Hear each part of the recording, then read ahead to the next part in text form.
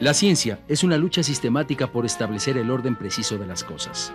Es para los seres humanos una rebelión contra el azar, una búsqueda de certidumbre ante la fuerza de la naturaleza, una defensa contra la fatalidad. A diferencia de otras formas de conocimiento, la ciencia trabaja renovadamente por establecer una teoría objetiva de la verdad con relación a los fenómenos naturales y humanos. Sin embargo, como la verdad nunca es absoluta y definitiva, pues es siempre relativa a un contexto y experiencia determinada, es necesario restablecerla y legitimarla cada vez.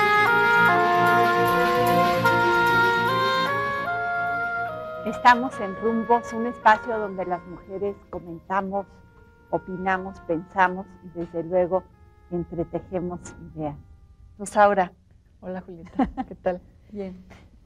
Pues hoy tenemos con nosotros a Claudia Sheinbaum. Ella es doctora en Ingeniería Energética y es muy interesante decir que no es solo la primera mujer que hizo un doctorado en Ingeniería Energética, es la primera persona que hizo un doctorado en la UNAM en Ingeniería Energética. Ella es investigadora del Instituto de Ingeniería de la UNAM, es profesora del posgrado en Ingeniería y pues para entrar en el tema, Claudia, yo creo que la ciencia es una forma de conocimiento que, a diferencia de otras formas como la filosofía o la religión, trata de demostrar sus teorías, plantea ideas, pero no simplemente como hipótesis, sino que además trata de tener pruebas acerca de lo que esté trabajando en un determinado problema científico.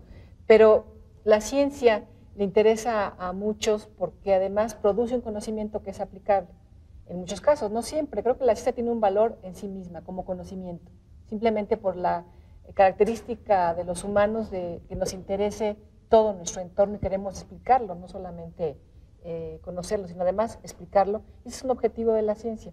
Pero decía, la ciencia además produce conocimiento que en muchas ocasiones es aplicable. Una de las formas en que se aplica el conocimiento científico es la tecnología.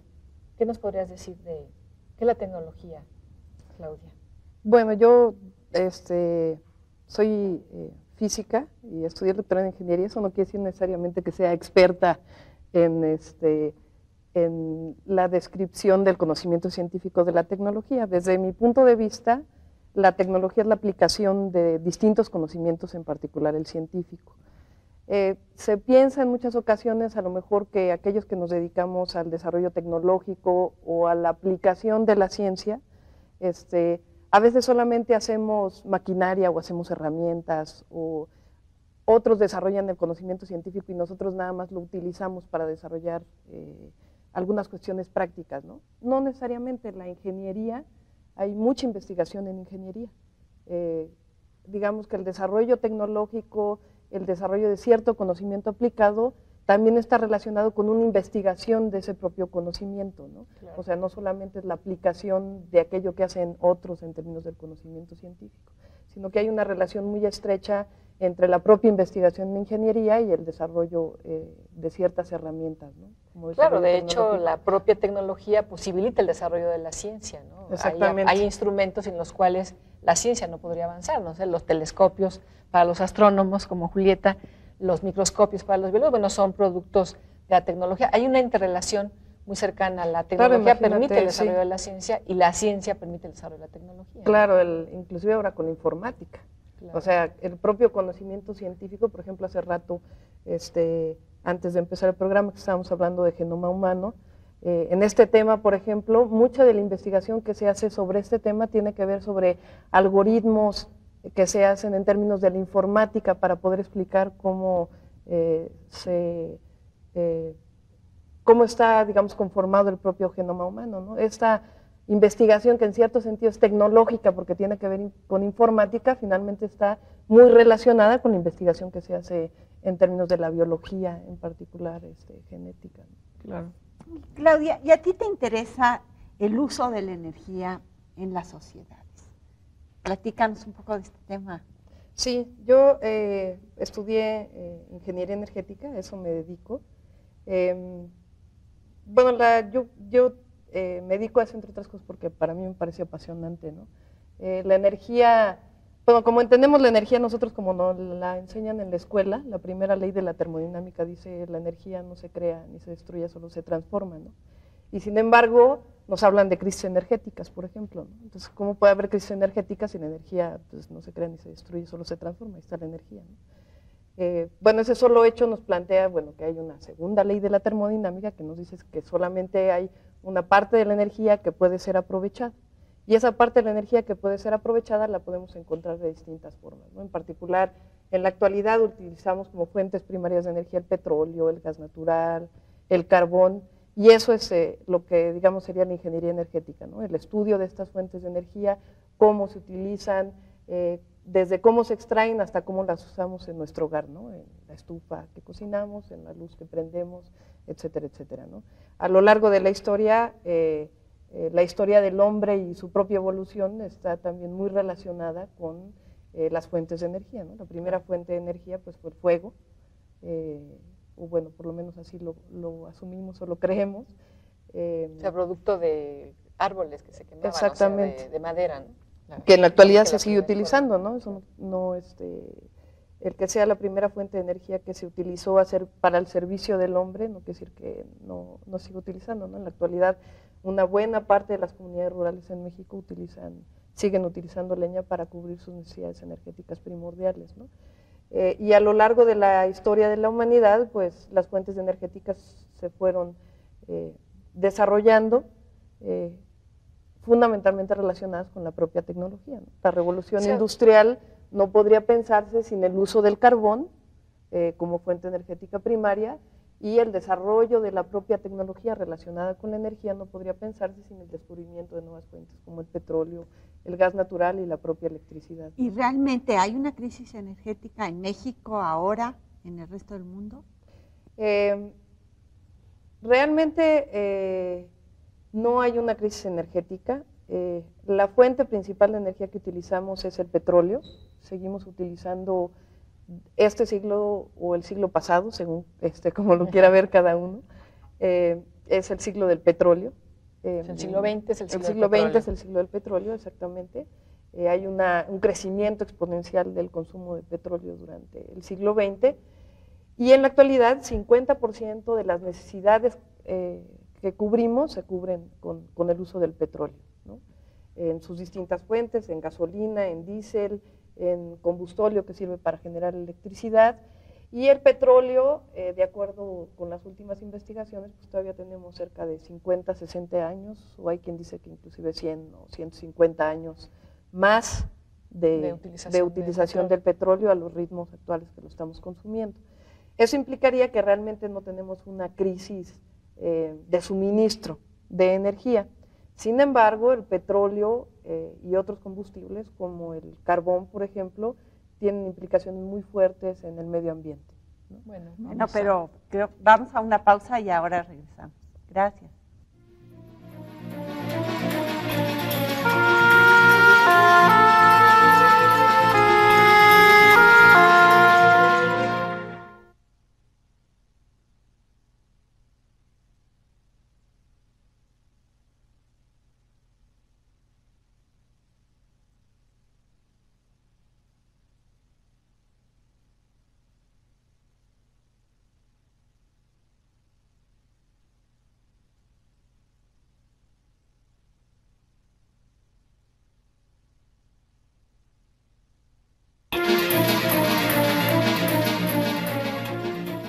La tecnología es un conjunto de herramientas que se han construido a partir de la aplicación técnica del conocimiento científico para obtener resultados prácticos.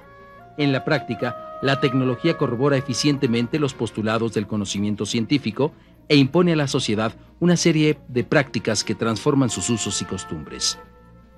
Tal vez esta última característica sea la más relevante en este momento en que estamos tan condicionados por el uso de tecnologías para desarrollar nuestras vidas, pues los criterios que condicionan la investigación científica y discriminan cuáles son las tecnologías que deben desarrollarse son impuestos por las fuerzas económicas del mercado, pues estas son las que destinan los recursos necesarios.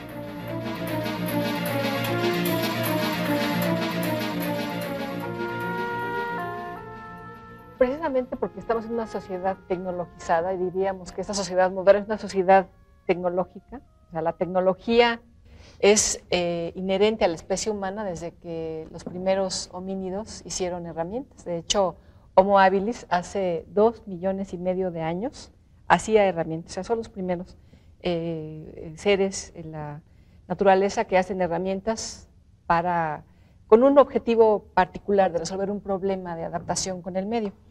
Y tú nos explicaste muy bien la primera y segunda ley de la termodinámica y entonces entendemos, ¿no? La energía no se crea ni se destruye, solo se transforma, pero evidentemente hay algunas formas utilizables de energía para la especie humana, no todas podemos utilizar, hay energía que no tenemos manera de utilizar para resolver nuestros problemas de sobrevivencia en la naturaleza. Y entonces es importante el tipo de trabajo que tú haces de ahorro de energía. Platícanos un poco, Claudia, de estos proyectos que tú tienes para que en las diferentes instancias de la vida humana se ahorre la energía. Sí. O sea, hay varias razones por las cuales uno debe pensar que no debe desperdiciar los recursos, ¿no? Digamos que tenemos petróleo a lo mejor para los próximos 100 años, pero primero pues habría que pensar en nuestros bisnietos, ¿no? Para que pudieran tener también la oportunidad de gozar del petróleo. Pero además de eso hay otras razones, como decía hace un rato, el medio ambiente, ¿no? Las implicaciones del uso de la energía de manera irracional. Y la otra pues es que cuesta dinero, ¿no? O sea, la energía está ahí, pero cuesta dinero hacerla viable para nosotros. Claro.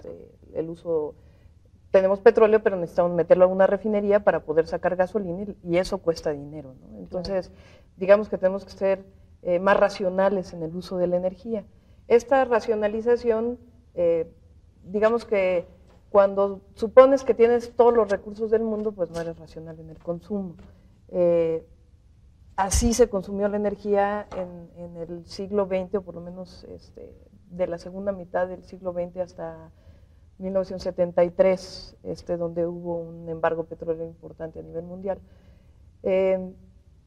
Y a partir de 1973 se desarrollan distintas líneas de investigación en el mundo, que lo que buscan pues es generar tecnologías que nos permitan tener un uso más eficiente de la energía. Muchas veces nosotros pensamos que el uso o el ahorro de energía significa pues apagar las luces en nuestras casas, no tener prendida la estufa durante demasiado tiempo y dejar que el agua hierva y olvidarnos de que está ahí, ¿no? Como a algunos nos ocurre. O sea que es una cuestión muy cultural y en efecto hay una parte cultural, pero hay otra parte que tiene que ver con la tecnología. Nosotros deberíamos ser capaces de desarrollar tecnologías que fueran capaces de utilizar cada vez menos energía para darnos los mismos servicios. Claro. En el automóvil es un ejemplo muy evidente, ¿no? No es lo mismo el automóvil de los años 50 que usaba 3 kilómetros, daba 3 kilómetros por litro, que un coche actual de la última tecnología que nos da 25 kilómetros por litro, ¿no? O por lo menos eso dicen. O por lo menos eso dicen, ¿no? Entonces, a lo que yo me dedico en particular, pues es al estudio de este tipo de tecnologías que nos permiten dar un uso más eficiente de la energía, cómo permitir que estas tecnologías se introduzcan en el mercado, porque normalmente las tecnologías más eficientes son más caras, la gente no las quiere comprar porque son más caras. Entonces, cómo promover el uso eficiente de la energía, el uso de estas tecnologías, y bueno, en particular, ya en específico, yo trabajo en varios proyectos de investigación. Algunos de los proyectos de investigación lo que tienen que ver es, por ejemplo, tuvimos un proyecto en particular, por ejemplo, en apoyo a la delegación Tlalpan. Ahí trabajamos en unidades habitacionales, en hospitales, en pequeña y mediana industria, y nuestra labor era ir a la industria, ir a las unidades habitacionales, a los hospitales, ver cómo se estaba usando la energía, qué tipo de tecnología tenían, si estaban desperdiciando en áreas donde no se debería de usar esta energía, y proponerles tanto a los hogares como a los hospitales, a los usuarios en general, cómo podían ahorrar energía. Esto para el usuario pues se traduce en que van a gastar menos dinero, ¿no? Porque van a pagar menos energía, claro. A pesar de que puedan comprar una tecnología, en el largo plazo es costeable, porque al principio es una inversión, pero a lo largo de la vida útil de esa tecnología pues gastan menos en pagar la electricidad o el combustible, ¿no? Claro. Entonces dimos orientación en ese sentido y lo que hacemos, digamos, es lo que llamamos una auditoría energética, que es vamos a los lugares, vemos cómo se usa la energía, proponemos, hacemos un estudio del costo, de lo que implicaría reducir el consumo, se los entregamos a los propios usuarios y les facilitamos también la posibilidad de tener vías de financiamiento para estas tecnologías, ¿no?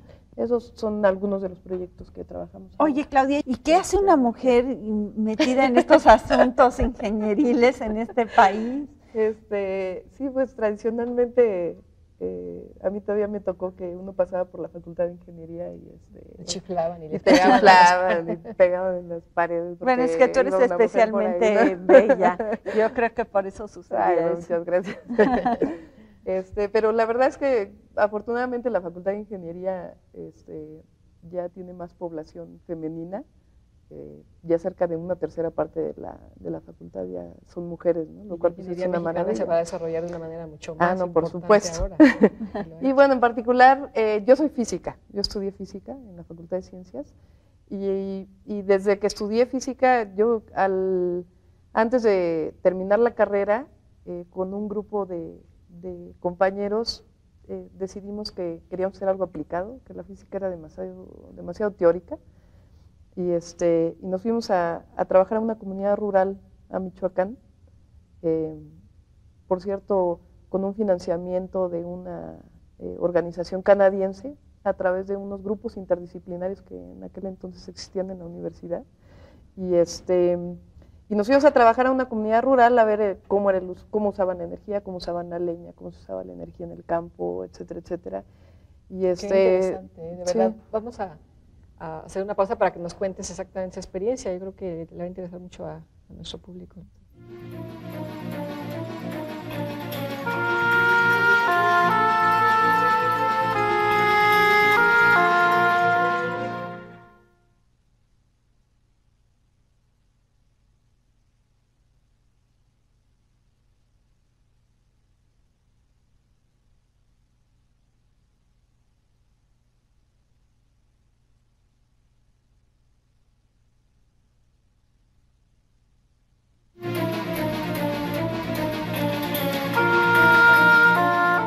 La ciencia y la tecnología no son buenas o malas en sí mismas. Sin embargo, como actividades humanas que tienen consecuencias en la vida no solo del hombre sino del planeta, son sujetas de una valoración ética. Esta valoración se desprende, por tanto, del uso que tiene el conocimiento y sus aplicaciones.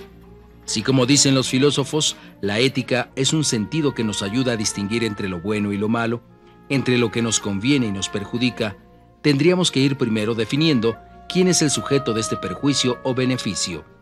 Si es el particular visto en la perspectiva de la lógica operacional de la empresa que lo beneficia, o si es el particular visto en la lógica de un sistema social y natural al que pertenece.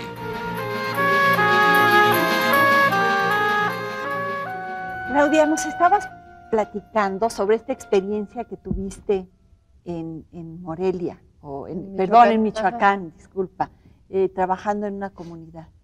Sí, decía antes bueno, casi cuando terminamos las materias de la facultad, decidimos, pues con un grupo de compañeros irnos a trabajar allá a Michoacán. Inclusive todas nuestras tesis de licenciatura están relacionadas con eso. Los biólogos hicieron lo que tenía que ver con el estudio del bosque en aquella zona.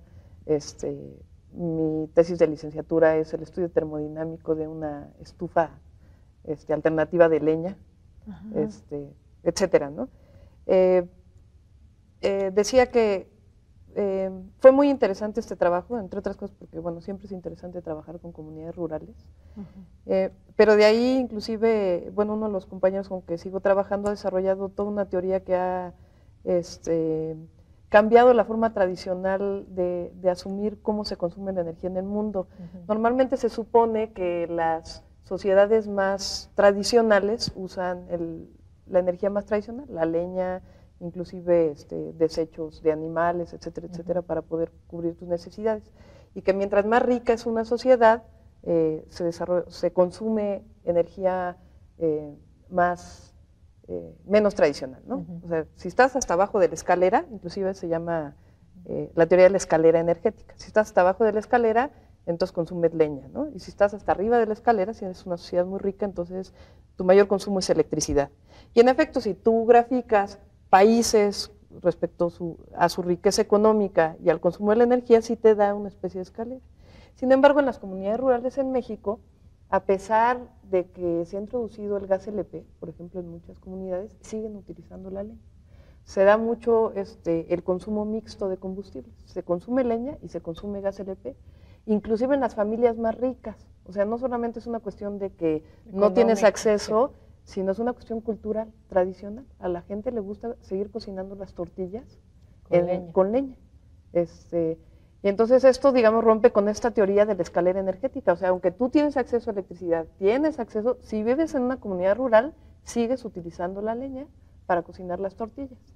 Esto rompe, digamos, con la teoría tradicional y, bueno, digamos que de aquella comunidad en donde nosotros trabajamos, algunos compañeros que se han dedicado todavía a esto han generado inclusive nuevas teorías en el consumo de la energía, ¿no? Lo que quiere decir es que hay una interacción con lo cultural. Exactamente, no que no tiene que ver nada más lo económico, sino lo cultural y muchos otros factores que determinan esto. Y entonces por eso nosotros en aquel entonces, que yo creo que es que tiene que seguirse haciendo, pues hay que desarrollar tecnologías también para la leña, ¿no?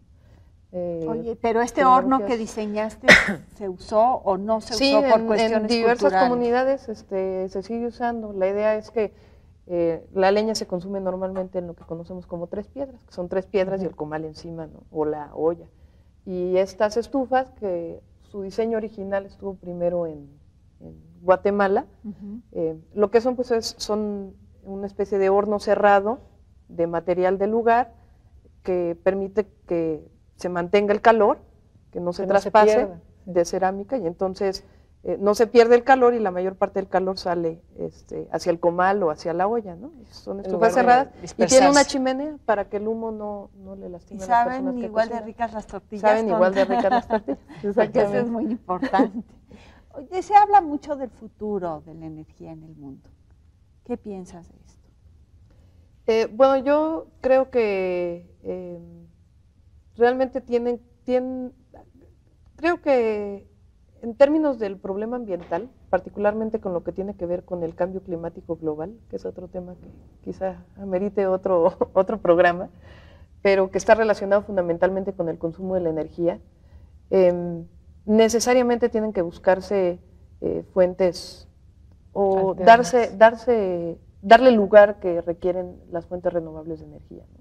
Porque de otra manera, pues en el futuro de unos 100 años, si seguimos consumiendo al mismo ritmo que consumimos la energía, pues podemos tener problemas muy graves en términos del aumento de la temperatura del planeta. ¿Qué podemos hacer? Bueno, lo que podemos hacer aquí hoy es, bueno, por un lado, asumir que eso que consumimos en nuestras casas cuesta trabajo, no solo dinero para nosotros, sino que es un recurso muy importante en términos del planeta y que el estarlo consumiendo implica generación de emisiones a la atmósfera. Entonces, mientras, eso no quiere decir que no nos bañemos o que no cocinemos o que volvamos a la época de las cavernas, ¿no? O que nos bañemos con agua helada, no, pero sí que asumamos que no debemos desperdiciar la energía, ¿no? Por un lado. Y por otro lado, pues, a nivel de país, tiene que dársele realmente el peso que tiene a las fuentes renovables de energía, que este país, bueno, es riquísimo en biomasa, en energía solar, estamos en una latitud, altitud, etcétera, que nos permite utilizar la energía solar y para ello pues tenemos que invertir dinero en eso. Entonces, ¿y qué es esto de la biomasa? La biomasa es, digamos, la energía contenida en los bosques, por ejemplo, en los árboles, ¿no? A veces pensamos que el uso de la leña lo que va a hacer es deforestar, ¿no? Si se usa sustentablemente el bosque, es decir, si nosotros, es como aquel que piensa que usar muebles de madera es malo, ¿no? O que tener muebles de madera es malo porque cortas árboles, no, pues, si el bosque se usa de manera sustentable, es decir, si cada árbol que quitamos volvemos a plantar otro, es de un gran beneficio para el propio bosque y la biomasa pues es eso, es el uso de material. La cantidad de materia viva que existe en la naturaleza. Pues muchas gracias por estar con nosotros, Claudia. Fue un gusto tenerte aquí. Y fue un gusto también. Y felicidades a ti por dedicarte a estas labores. Gracias, muchas gracias.